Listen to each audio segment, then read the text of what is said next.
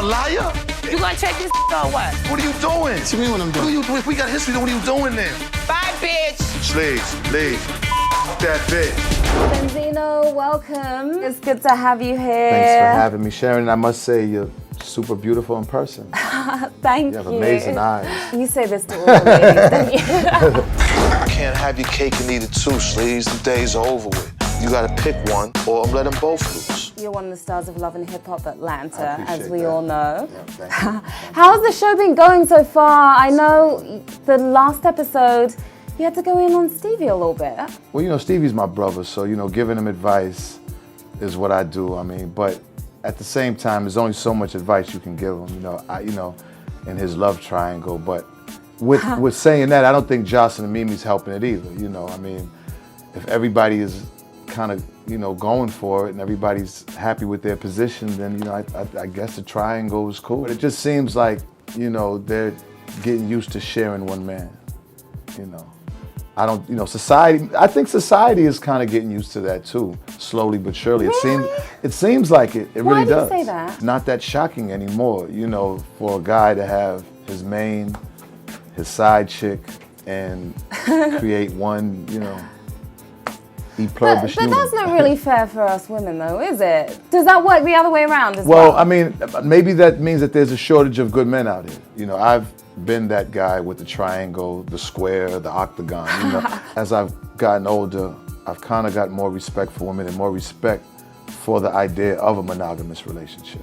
Now, Carly, of course, we did see your relationship with her play out in the first season. Right. What's going on now? Because we've seen pictures recently of you and Claudia Jordan. I don't know if that was a music video. Some people were saying you guys are together. And then there are rumors about somebody else as well. I told her I'm going to be shooting a video, and we know we need like a leading lady for it. You know, the song's called Kiss Me Like You Miss Me, so we did a little peck, a little kiss. And then, of course, the blogs got it and went crazy with it. So are we going to see you in another relationship in this season? I mean, you know, definitely Zeno is still looking for love. How can a woman and a man keep the spark alive in a relationship, do you think? You know, don't go so hard with the sex. Go hard with other things that she or he may like and just spread it out. I want to ask your advice on just handling, like, the I'm craziness Dr. Love, that so comes. come on. Well, actually, it wasn't love advice, but actually, you've given me love advice already. But it was really just handling, like, the whole craziness that comes along with reality TV, because, of course, this is my first venture into it, and it's something very different. You know, you just got to take the good with the bad and the bad with the good, you know? Yeah. Not everybody's going to, you know, people, as long as they're talking about you, there's a thin line between love and hate. As long as they're talking about you, as long, you know, with you, all you got to do is just keep rocking those hot shoes and keep looking beautiful. Now, there's been a lot of controversy surrounding your name. Me? Well, you know what I do want to ask you, because Kim is on the show, and she works for The Source. What's your opinion on The Source these days? Because, of course, you split. Well, you know, I wish Kim well. You know what I'm saying? I wish Londell well. You know what I mean? You know, a lot of time, bitterness, you just gotta let it go. It was a pretty big controversy at the time. Is there anything that you think that you would like to clear up? I think a lot of people kind of misinterpreted what I was talking about as far as the Eminem thing. You know, first of all, hip hop's about battling anyways. So, you know, I don't think it was out of the ordinary to, you know, me and him going at each other on wax, you know what I'm saying?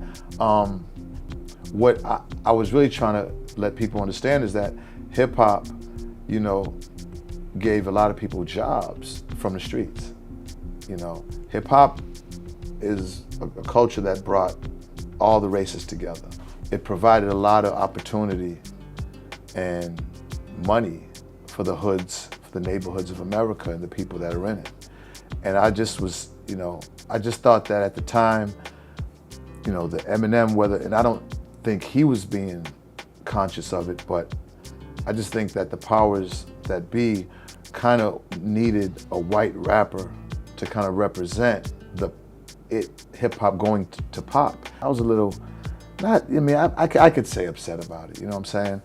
But is there anything you would have done differently, looking back? I probably wouldn't have been so vocal about my personal views on something. You know, I was trying to be revolutionary, and you know, at the end of the day, Eminem is an incredible artist. He has an incredible fan base. you know, and he. Have you seen him? Do you ever see No, him? we've never ever met. It just got so crazy that I could understand him probably not wanting to. I've dreamt about it. I've actually had dreams of me and him sitting in the room talking.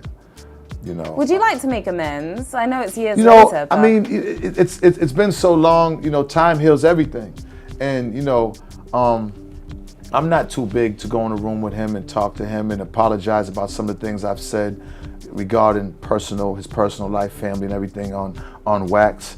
I don't know if he would do the same. I've made mistakes. I've evolved, and you know, I have no problem with making amends with anybody.